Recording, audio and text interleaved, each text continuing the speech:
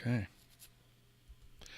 Hey, everybody. This is Nils Davis. Welcome to the channel and welcome to the regular Monday night at 7:30 p.m. Pacific time presentation about product management and other topics. Well, they're always about product management, really, because that's what I do. That's what I know. So tonight, no different. And tonight's topic is an interesting one. I've been chatting with some people about this idea of, you probably have heard of this phrase, "Don't make me think." It was popularized by a guy named Steve Krug in a book that he called that same thing. And I think it's really valuable, and it's been very valuable for product managers to take this concept and apply it to products. But there's other things that we need to think about, particularly when we do products that are related, that are meant to help knowledge workers be more effective.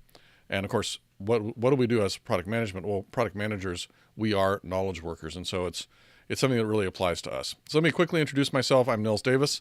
I am your host, and I am the author of this book called The Secret Product Manager Handbook. I've got a blog of the same name, have a podcast that does not have the same name. I'll talk about that later.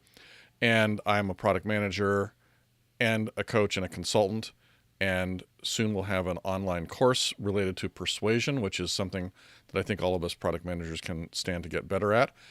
If you like this video, please share it and click that like button, and love to have you subscribe to the channel.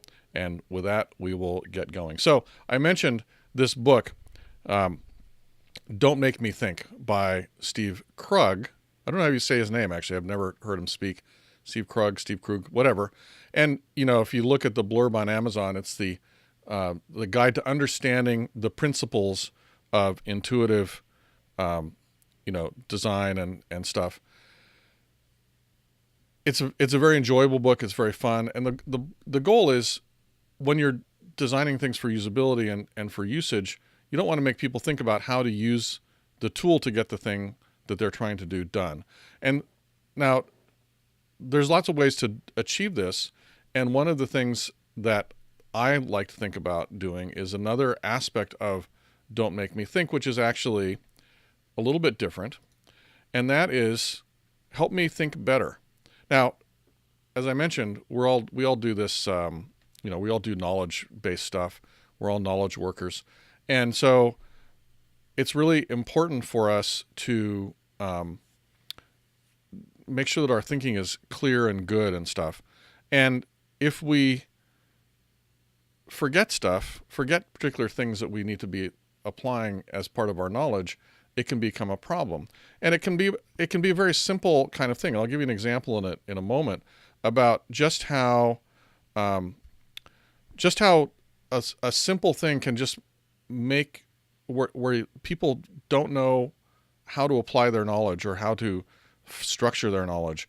There's a very simple example that just causes lots of problems down the road. It causes communication problems, and it causes oftentimes, it's something that is within the product management domain, really. And so it's something that I experience all the time. But the point is that this thing about helping me think better, I think it's something that a lot of us knowledge workers are really wishing for.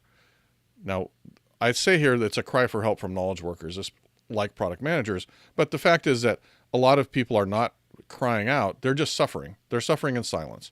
And I'll talk a little bit about the whole suffering in silence thing in a minute, but in regard to another context. But the point is that there are these opportunities to improve this situation. So let me just give you an example here. Well, this is sort of how I characterize it, right? There's so many aspects to what I do. Like as a product manager, just think about writing a requirement or having a conversation about a new feature and all the different things you really need to bring into consideration as you do that in order to be efficient. And I don't know about you, but for me, sometimes I forget those things, some of them, and then I have to go backtrack or I have to go discover something new that I had forgotten to discover. And of course, I'm a big brain person like all of us product managers are, but there are still things that get where if I'd had some guidance or a template, and of course I have created my own templates to help me solve this problem, I would be more effective. And so one of the things I always look at products for is to see, well, are they helping are the products helping the users be more effective at doing the thing they're trying to achieve? And I'll talk a little bit about a characterization about that in a minute. I've got all these things I'm going to talk about in a minute. There's many, many topics to cover here. In fact, I may forget some of them, but they're all in the slides, which hopefully will help my brain be better. We'll see. So I also know that other people are facing this same kind of challenge. And how do I know that? Well, here's a good example. So this is, whoops, I went too fast. As a product manager, of course, I see a lot of bug reports. And one of the things that I see in bug reports is that they're not very well structured. They don't have all the information that I need. And I always need the same amount of the same information every time. What information is it that I need? Well, I need to have a description, of course. And it's actually surprising how many bug reports don't even have a description. They just have a one-liner. But I also need to know how to reproduce this bug, or maybe I need to know that it couldn't be reproduced. That's also useful. But I need to know somebody tried, and if it can be reproduced, I need to know what those steps are. I also need to know, hey, what did we expect to happen in this case, and what actually happened? What is the actual bad behavior? Now, these are 4 basic things, and I, as a product manager, I find I also really want to know what customers are experiencing this problem, and how often are they experiencing it, and things like that. So there's sort of some customer level information as well. Well, the point is that most bug reports I get don't have this information, right? For whatever reason. Well, and I'm going to tell you the reason. So there's a solution. There's a base level solution to this problem that can at least make it better. And the base level solution is a template. So that's kind of obvious, right? A template is an obvious first level solution to a problem of helping people think better, right? The template, it gives people the 4 sections or the 5 sections, right? How did this describe this problem and why it's important? How did we make it happen? What did we expect to happen? What happened instead? And why is it important? What customers are experiencing? It's very easy to put into a template. What's interesting to me about this is a very well-known bug template, and of course there's others as well. Very few bug reporting tools incorporate this template as a default, or any template. Most of them, they will let you say what's the severity, right? There's like a drop-down for the severity, a drop-down for the priority. But in the description section, there's just a big blank square of space, and somebody's supposed to write something useful in there and then send it to somebody else and have that become a valuable thing. Well, it's not valuable until you've had it means you have to have this extensive conversation instead of a shorter conversation. Like I always have to ask, oh, how do we reproduce this? What did we expect? Every time. It's crazy to me that I have to do this. And I think that it would be much better if our bug reporting template, and so this is a challenge that I have at my current work, but it's not because my current work is special. It's because we use tools, which are very commonly used tools, that don't give us guidance about how to do this simple stuff, right? And I think the reason this happens is because there's 2 reasons, really. One is that these tools are written by developers, because who develops software tools? Software developers. And what do software developers like to do? They like to create their own things. So they always think everybody else wants to do that. So they think that everybody else just wants to go in and create their own particular template. Well, the fact is that most people don't want to do that. Most people want to get a template from an expert, and they go to the vendor thinking the vendor is an expert. And then the vendor, of course, disappoints them because they don't put the information into the tool, the expert knowledge. And I'm calling this template expert knowledge because it is. If you don't know how to write a bug report well, or you haven't been trained, you don't know that you need to put those things in, or you may forget. And it's a very simple example, but that is knowledge. How to reproduce, what the expected results are, what the actual results are, what customers. That's knowledge. And if you give people that knowledge in a template, they're going to do a better job. And they're going to be less worried about it too. They're going to be happier to use it, most likely, because they'll be able to just fill it in. So that's a good example to me of knowledge that people should put into a product. So let's talk about the next level. So what about putting more knowledge in? Well, there is a lot of opportunity to put more knowledge into systems. You know, I think I've used this example a few times, and I have a really good example in a second. Another thing that's going to happen in a moment. So hopefully you're all just on tenterhooks about all the different things that I'm going to talk about in a minute. Well, the bug report example was one of those things that I mentioned, so just referring back to that. Anyway, the point is that there's all this knowledge that there's all this knowledge in the world about how to do certain things.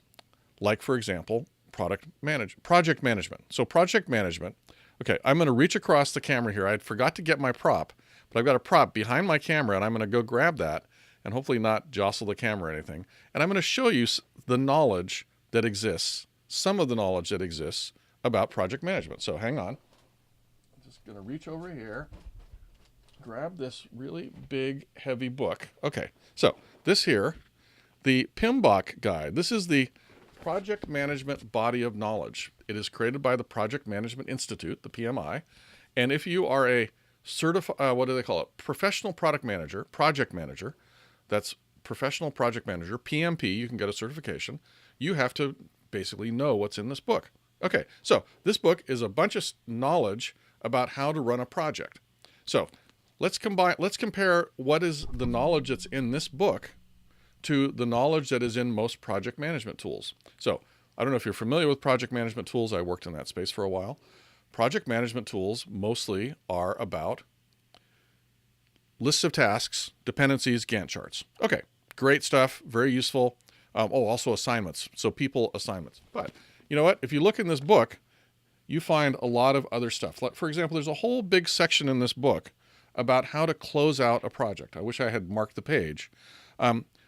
And there are essentially 0 tools in the market for professional project managers out of the hundreds of project management tools that are in the market that incorporate any of the guidance in here about how to close out a project. So if you are a PMP and you are using a tool, whatever tool it might be, and you're ready to close out the project and you're saying, okay, I've closed out this project, I'm going to make the final report to my executives, I'm going to talk about what we learned, the lessons learned, or the retrospective. I'm going to archive it so I can access it later. I'm going to do all those things. No tools support that process. Out of hundreds that I know of. And I did a little research on this to try to find them because I thought, well, there's got to be somebody. And in fact, if you search for project management tools that support the PMBOK, or you even spell it out, whatever, you do not find any. There are no project management tools out there that say, I support the PMBOK. Unbelievable to me. The point is, there's all this knowledge out there. And so any tool in the project management space that supported even a little bit of the PMBOK, and I always think project closeout is actually a really interesting one, because it's where you capture lessons learned, and that's where you archive your project and all that kind of stuff. All stuff which is super painful if you don't have a methodology for doing it, and not standard, and so all kinds of problems can ensue if you haven't done that well. So low-hanging fruit, as far as I'm concerned, probably not that hard to implement, even like doing a retrospective or a lessons learned capability in your tool. No tools do it. And I'm not saying that if a tool did that, it would suddenly become the most successful tool on the market, but it's a very specific area of differentiation that everybody's just ignoring. And then I think there's a reason for this. It's what I call the spreadsheet fallacy. It's because technologists see what people are doing in business processes. They're managing them with spreadsheets, and they say, oh, I can replace that with a database, a relational database. And so they do that. They lose a lot of functionality that spreadsheets are good at, like being able to set up random things and do formulas and color cells. But they do give you multi-user, and they give you a single source of truth. But they don't address a lot of the things that spreadsheets are actually terrible at, like no spreadsheet knows how to close out a project either. But the fact that people were managing projects with spreadsheets, the tool vendor said, well, I'm going to automate that part, but they didn't say I'm going to now automate the next thing. So the point is, there's a lot of opportunity to put knowledge into tools that's not there. I'm going to give you a couple more examples. So I've talked on this slide about, pre-configured tools or processes that are based on best practices or maybe pre-made scripts. There's one company I worked for actually did this system management product that was for managing the availability of Windows servers. And it was the thing that really differentiated that product was that we pre-built the management scripts instead of giving our customers the capability to write the very simple, very obvious management scripts. right? Every one of our customers knew how to do these scripts. They knew what needed to be monitored, but our product just did it. That saved them some hassle. That saved them some angst. And it also meant that they are up and running right away. Very big differentiator.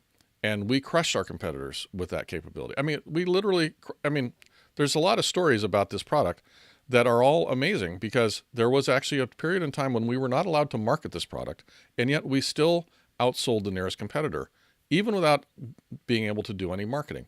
Quite amazing. And, just one of the things that this tool was so good that everybody wanted it, even though we couldn't really tell people about it. We could sell it, but we couldn't market it. We couldn't tell, and we couldn't lead with it either. It was very interesting.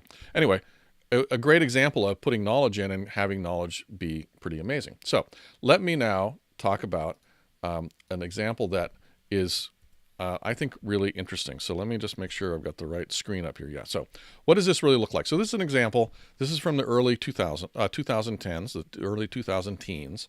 So back in the early 2010s, if you had an iPhone and you had a photography app, the photography app had a bunch of sliders on it. So if you wanted to take a picture and make it look better, you had to figure out where to move those sliders, right? So this was every iPhone app. But then along comes, so there's the sliders that you would have to, now this is a modern app. I didn't actually create this slide back in 2010. This is retrospective, so I couldn't find it in the old 2010 apps, but they were all like that. And then along comes Instagram. What does Instagram do? No sliders. In fact, there was no sliders at all. Your choice was a bunch of expert, professionally designed filters. And the difference between giving an amateur a bunch of sliders and giving an amateur a bunch of professionally designed filters is that the amateur feels like, oh, my pictures look a lot better when I use professionally designed filters. I'm going to use that. Now, this is not the only reason that Instagram really quickly dominated this space of pictures. They also had a really great approach to sharing. Again, they put a lot of knowledge in about how to share. Now, how to share almost doesn't seem like knowledge, right? But it is, of course. If you make it so you can share with one push button, that's a bunch of knowledge that somebody who's using this other app doesn't have to figure out, well, am I going to put it up on Dropbox, if Dropbox even existed then? What file, how big should I make the picture? What should the format be? Should I compress it? Should I make it this big? Should I make it that big? Instagram made all those decisions for you because they knew what the best approach was, or they came up with the best approach and just asserted it. And then they gave you the filters. And even though in reality, most people, only about 20% of pictures ended up using these filters, the filters made Instagram seem like it was taking care of the user instead of making the user do work that they didn't know how to do. So in one way, it's don't make me think, but really it's put some knowledge in so I don't have to feel stupid, right? And that's the flip side of this idea of help me think better, right? Because there's two aspects of thinking, right? There's like, well, I want to make sure I remember all the things I need to do. That's what a template helps me with. But there's also this aspect of somebody else knows how to do this already. Why do I have to reinvent it every time? Don't do that to me. Enable me to use some expert's knowledge. Don't make me use my own knowledge, which I don't have. It's very, very annoying to make me use my own knowledge. Now, I have a guru. She doesn't really know it. Kathy Sierra, somebody who has written a bunch of books on Java and a great book on usability not usability, but I think it's the best book on product management, actually. It's called Badass. I'll put links to that book, also the Steve Krug book and my book, of course, all the things, into the show notes. But Kathy Sierra wrote this great book called Badass, but she's also given these great talks, and I'll give a link to the talk too. The talks are fantastic. They're the thing I recommend most. Of anything I recommend, any link I send, the Kathy Sierra link is the one that I send the most, besides the link to my own book, because I'm self-interested. But the Kathy Sierra video, I'll put a link in the show notes. The point is that, we are really focused on our tools as product managers, and we think about, well, how can I make my user better at using my tool? But the fact is, as Kathy points out, our customer doesn't really care about our tool. Our customer cares about what they're making. They're making some other thing, not an X. They're making a Z, right? So whatever Z might be. It might be a surfboard. It might be a camera. It might be some financial software. Whatever it is, they're making that thing. And what they want to do is they want to make that thing better. They want to make it faster. They want to do a better job of making it. And so what we can do, and what we can do by including knowledge as one of the many things, is we can help them become better at doing their thing, at creating their Z, by making it easier or putting more knowledge into our X. And that helps them become better at making Zs. So anyway, that's the model there. Probably I need to refine the way that I describe that, but I think it does say something. Now, there's another area where you can sort of apply this idea as well. And I talk a lot about persuasion, so I've got a whole set of videos about persuasion. I'm working on a persuasion course, how to be more persuasive, in particular in giving sort of the types of business presentations that we give a lot as product managers, whether that's to our internal teams, whether it's to our executives, whether it's to customers or prospects, sharing a roadmap with an analyst, things like that. All of these situations where we have to be persuasive, and where, at least in my observation, many product managers leave a lot to be desired. And so I'm creating this course on how to be more persuasive. And one of the fundamental things about being more persuasive is what's called pre-handling objections. Now, this is also a thing that you do if you're doing sales. You address the objections that people are likely to have before they even raise them. And there's a couple of reasons for this. One of them, it goes back to this thing that I've been talking about, which is that in order to have an objection, somebody has to articulate something that they don't know. Like, they have to articulate that, oh, when you describe that thing, it didn't answer this question that I have. But if they don't know what that question was, if they can't articulate it, what they do instead is they just don't like you. They think you're terrible, and they don't buy your thing, or they don't fund your project. So you have to, as the presenter, as the person trying to be persuasive, put yourself in their shoes and think, well, what are the things that are going to be of concern to the different people in my audience, right? So if you're presenting to an executive leadership team, for example, there's going to be salespeople, there's going to be marketing people, there's going to be technical people, there's probably going to be a product management leader, there might be a CEO even, and they all have specific things that they are worried about. They don't actually care about some of those other things very much, but like the sales leader cares about, well, how am I going to sell this? How is this going to cannibalize sales of the products I currently have? How can I pitch this to my existing customers? Can I pitch it to my existing customers? Is it going to make my existing customers mad? Et cetera, et cetera. There's so many different possible questions. And as the persuasive presenter, you need to think about those and figure out the answers to those, ideally, before you present. And then as you go through your presentation, just in the same way as if you're putting knowledge into your product, you're going to put knowledge into your presentation that's going to help address those objections that your audience is going to have. So in this situation, if you think, well, I know that I'm going to have some sales executives and they're going to be concerned about this aspect of selling this thing that I want to build. And so then you address that. How is this going to help the salespeople? How is it going to help them achieve quota? How is it going to not cannibalize other sales? How is it going to let them go back to existing customers and sell them more stuff, which is a super desirable thing to enable. So if you tell them that your new idea is going to enable them to do that, they're going to get on board with you. If you tell them that they won't be able to sell it to existing customers, then they might say, well, that doesn't make me as happy, right? But you should know in advance what you're going to tell them. Now, sometimes you don't know all the objections, and one of the nice things about pre-handling objections is that can also help the audience start thinking more clearly about the types of questions they have. So if you are handling that objection of, can I go to my existing customers and sell this? Because that's going to be that's a question that the salesperson might be thinking about but not have articulated fully. If you can answer that, then they might then have their brain thinking about, well, what about new customers? Am I going to be able to get new customers because of this new feature? And of course, you probably know the answer to that one. But they might also ask you some questions that you don't know the answer to, and that's fine. That's a whole other persuasion technique about how to handle objections that you don't know the answer to. But the point is that you help them think, and it's as a result helped you get more information as to what questions you need to answer in order to have a successful presentation. So the point is that pre-handling objections is a lot like putting knowledge into your product. It serves much the same purpose. It relaxes the audience because they know that you've thought about their needs and you've given them some comfort that you are going to address their needs, or that you're helping them in achieving their goals of their Z, whatever their Z might be, right? In the case of a salesperson, their Z is creating more sales or closing more sales or qualifying more prospects, whatever it might be. So that's another way to think about knowledge. And I just thought that was an interesting sort of connection there. So let's close this out a little bit. Let's think about, what do you need to do to take action? So one of the things that I always ask people is, that you can't read it when it's that small.